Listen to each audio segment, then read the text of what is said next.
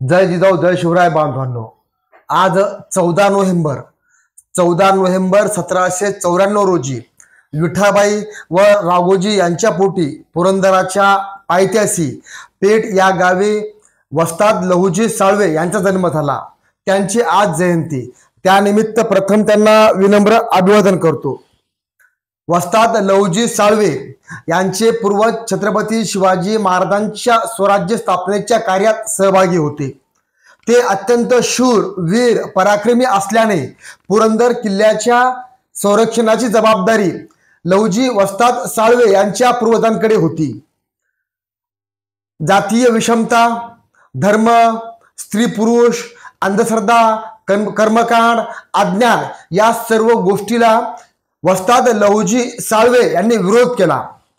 राष्ट्रपिता महात्मा ज्योतिराव फुले व क्रांतिज्योती सावित्रीबाई फुले यांनी 1 जानेवारी 1848 रोजी मुलींसाठी भिडेवाड्यात पहिली शाळा सुरू केली।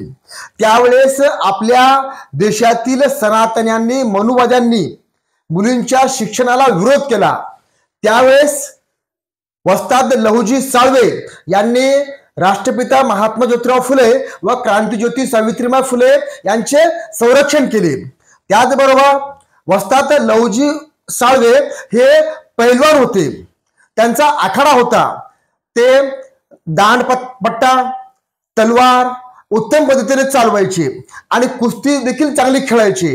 त्यांनी त्यांच्या आखाड्यामध्ये अनेक जाती धर्मातील तरुणांना प्रशिक्षण दिले। त्यात महात्मा ज्योतिराव फुले हे देखील होते। एकंदरीत आपण त्यांचं कार्यकर्तृत्व बघितलं तर त्यांची पुतणी मुक्ता साळवे ही महात्मा ज्योतिराव फुले यांच्या शाळेत शिक्षण घेतले आणि तिने पुढे शिक्षिकेचं कार्य केलेलं आहे।